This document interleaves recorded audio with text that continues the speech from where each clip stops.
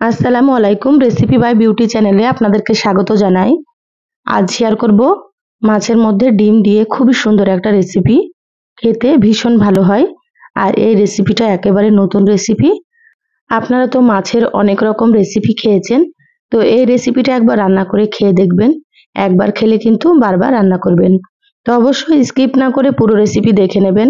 আশা করছি খুবই ভালো লাগবে। তো চলুন রেসিপি শুরু করি। এখানে দেখুন আমি 4 পিস কাতলা মাছ নিয়েছি। আপনারা চাইলে যে কোনো মাছ নিতে পারেন। তো এখানে আমি আমার পরিমাণ মতো নিয়েছি। আপনারা আপনাদের পরিমাণ মতো নিয়ে নেবেন। আর একটা নিয়েছি ডিম। ডিমটাকে সাইডে রেখে দিলাম। এবার গ্যাস অন করে ফ্রাই প্যান দিয়ে দিলাম। ফ্রাই প্যানে দিয়ে দিচ্ছি 1 কাপ মতো পানি। এবার পানির মধ্যে দিয়ে দিচ্ছি হাফ চা চামচ লবণ আর দিয়ে দিচ্ছি সামান্য একটু হলুদ গুঁড়ো। এবার লবণ আর হলুদটাকে পানির সঙ্গে খুব ভালোভাবে মিশিয়ে নেব। এবার আমি এখানে মাছগুলো দিয়ে দিচ্ছি। এখানে আমি পেটি মাছ নিয়েছি। আপনারা চাইলে মাছের চাকাও নিতে পারেন। সম্পূর্ণ মাছগুলো দিয়ে দিলাম। এবার আমি 5 মিনিটের জন্য ঢাকা দিয়ে দিচ্ছি। 5 মিনিট পরে আপনাদেরকে দেখাচ্ছি। দেখুন 5 মিনিট হয়ে গিয়েছে, ঢাকাটা খুলে নিলাম। এবার আমি মাছগুলোকে এভাবে করে উল্টে নিচ্ছি।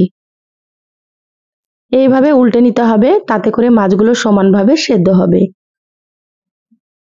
মাছগুলো উল্টে নিয়েছি, আবারও আমি 2 মিনিটের জন্য ঢাকা দিয়ে দিচ্ছি। 2 মিনিট পরে আপনাদেরকে আমি দেখাচ্ছি। 2 মিনিট হয়ে গিয়েছে, এবার ঢাকাটা খুলে নিলাম। মাছগুলো সুন্দর মতো সেদ্ধ হয়ে গিয়েছে। এইভাবে করে মাছগুলোকে সেদ্ধ করে নিতে হবে। এবার আমি পানিটাকে ঝরিয়ে প্লেটে মাছগুলোকে তুলে নিচ্ছি। যারা ভিডিওটি ইউটিউব চ্যানেল থেকে নতুন দেখছেন, প্লিজ চ্যানেলটা সাবস্ক্রাইব করে সাথে থাকবেন। যারা ফেসবুক পেজ থেকে ভিডিওটি দেখছেন, একটা লাইক দিয়ে পেজটা ফলো করে রাখবেন পরবর্তী ভিডিও নোটিফিকেশন পাওয়ার জন্য। মাছগুলো প্লেটে তুলে রেখে দিলাম। গ্যাসে আবার একটা ফ্রাই প্যান দিয়ে দিলাম 3 টেবিল চামচ সর্ষের তেল। তেলটা হালকা গরম হলে দিয়ে দিলাম এখানে হাফ চা চামচ গোটা জিরা। এবার জিরাগুলোকে একটু লালচে করে ভেজে নিচ্ছি। দেখুন জিরাগুলো ভাজা হয়ে গিয়েছে। এবার দিয়ে দিচ্ছি এখানে পেঁয়াজ কুচি। তো এখানে আমি 3টে মিডিয়াম সাইজের পেঁয়াজ কুচি করে নিয়েছি। এবার এখানে দিয়ে দিলাম স্বাদ মতো লবণ। প্রথমে লবণটা দিলে পেঁয়াজগুলো খুব তাড়াতাড়ি নরম হয়ে যাবে, সেজন্য প্রথমে লবণটা দিয়ে দিলাম। এবার পেঁয়াজগুলোকে আমি হালকা করে ভেজে নেব। খুব বেশি লালচে করে ভাজবো না। দেখুন আমি কিভাবে ভেজে নিচ্ছি, তাহলে আপনারা বুঝতে পারবেন। এই পর্যায়ে আমি গ্যাসের আঁচটা হাই হিটে রেখেছি। হাই হিটে রেখে পেঁয়াজগুলো হালকা করে ভেজে নিচ্ছি। পেঁয়াজগুলো ভাজা হয়ে গিয়েছে, এর থেকে বেশি ভাজার দরকার নেই।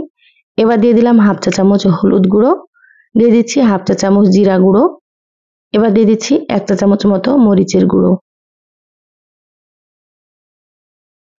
আপনারা যেমন ঝাল খাবেন সেইভাবে করে এখানে মরিচ গুঁড়ো ব্যবহার করবেন। এবার এখানে দিয়ে দিচ্ছি হাফ চা চামচ ধনিয়া গুঁড়ো। এবার মশলাগুলোকে খুব ভালোভাবে নেড়েচেড়ে পেঁয়াজের সঙ্গে মিশিয়ে নিচ্ছি। এ পর্যায়ে গ্যাসের আঁচটা আমি মিডিয়ামে করে দিলাম। মিডিয়ামে রেখে মশলাগুলোকে সুন্দর করে একটু ভেজে নেব।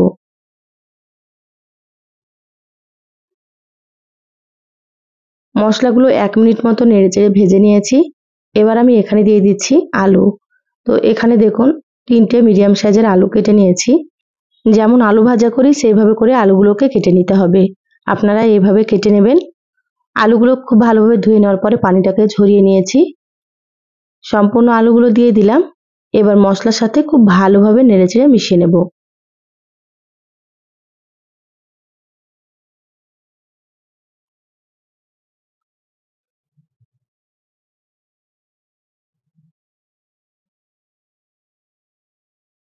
আলুগুলো মশলার সঙ্গে খুব ভালোভাবে নেড়েচেড়ে মিশিয়ে নিয়েছি। এবার আমি ঢাকা দিয়ে দিচ্ছি 5 মিনিটের জন্য, গ্যাসের আঁচটা মিডিয়ামে রেখে। 5 মিনিট হয়ে গিয়েছে, এবার ঢাকাটা খুলে নিলাম। আলুগুলোকে আবারও ভালোভাবে একটু নেড়েচেড়ে নিতে হবে। আর এইভাবে ঢাকা দিয়ে আলুগুলোকে সেদ্ধ করে নিতে হবে। এখানে কিন্তু কোনো রকম পানি দেওয়া যাবে না, পানি ছাড়াই আলুগুলোকে সেদ্ধ করে নিতে হবে। তাতে করে আলুগুলো সুন্দর মতো সেদ্ধ হবে এবং আলুগুলো গোটা গোটা থাকবে।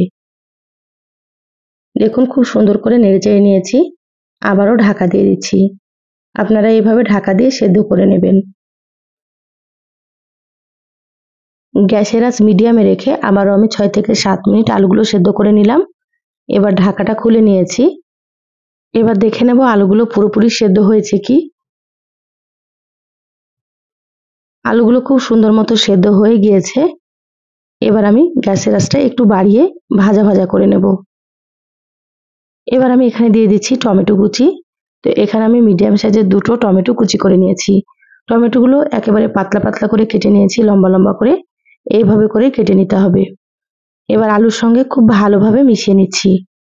আমার চ্যানেলে আরও অনেক রেসিপি আছে, চাইলে কিন্তু আপনারা রেসিপিগুলো দেখে নিতে পারেন। আমি সবসময় সহজ রেসিপিগুলো দেখানোর চেষ্টা করি, আর খেতে খুবই ভালো হয়। আপনারাও একবার রান্না করে খেয়ে কমেন্ট করে জানাবেন আপনাদেরকে কেমন লেগেছে। টমেটোগুলো আলুর সঙ্গে নেড়েচেড়ে খুব ভালোভাবে মিশিয়ে নিলাম, আর এইভাবে করে টমেটোগুলোকে একটু নরম করে নিতে হবে। দেখুন আলুগুলো কিন্তু অনেকটাই ভাজা ভাজা হয়ে গিয়েছে। আলুগুলো ভাজা হতে থাক। এখানে দেখুন মাছগুলো নিয়ে নিয়েছি। তো মাছগুলো ঠান্ডা হয়ে গিয়েছে। এবার আমি মাছের কাঁটাগুলো বেছে নিচ্ছি। এইভাবে করে মাছের কাঁটাগুলোকে বেছে নিতে হবে। যেহেতু মাছগুলো সেদ্ধ করা আছে, মাছের কাঁটা কিন্তু খুব সুন্দর মতো বাছা হবে।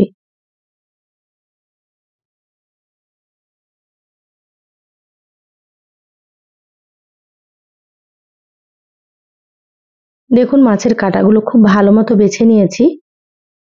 এবার আমি সাইডে রেখে দিচ্ছি। আগের থেকে কিন্তু আলুগুলো অনেকটাই ভাজা ভাজা হয়ে গিয়েছে।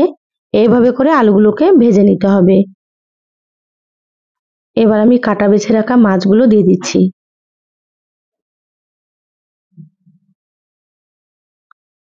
সম্পূর্ণ মাছগুলো দিয়ে দিলাম। এবার আলুর সঙ্গে খুব ভালোভাবে নেড়েচেড়ে মিশিয়ে নেব।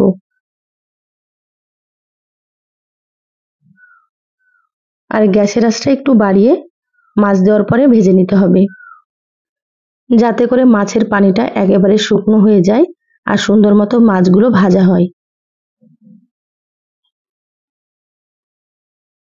এ পর্যায়ে আমি কিন্তু গ্যাসের আঁচটা হাই হিটে করে দিয়েছি। হাই হিটে রেখে এইভাবে নেড়েচেড়ে ভেজে নিচ্ছি।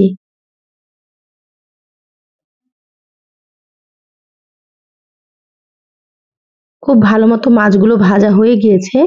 এবার আমি ফ্রাই প্যানের মাঝখানটা এভাবে করে সাইডে আলুগুলোকে সরিয়ে দিলাম। এবার আমি এখানে দিয়ে দিচ্ছি একটা ডিম। এখানে আমি একটা ডিম দিলাম, আপনারা চাইলে কিন্তু 2টো বা 3টে ডিমও দিতে পারেন। এবার দিয়ে দিচ্ছি ডিমের উপরে সামান্য একটু লবণ। লবণ কিন্তু খুব বেশি দেওয়া যাবে না, আগে থেকে যেহেতু লবণ দেওয়া আছে, লবণটা আপনারা বুঝেই ব্যবহার করবেন। এবার একসাথে খুব ভালোভাবে নেড়েচেড়ে ডিমটাকে মিশিয়ে নেব। আপনারা তো অনেক রকম রেসিপি খেয়েছেন, এইভাবে একবার রান্না করে খেয়ে দেখবেন। গরম ভাত, রুটি, পরোটা সবকিছুর সঙ্গে কিন্তু ভালো লাগে খেতে রেসিপিটা।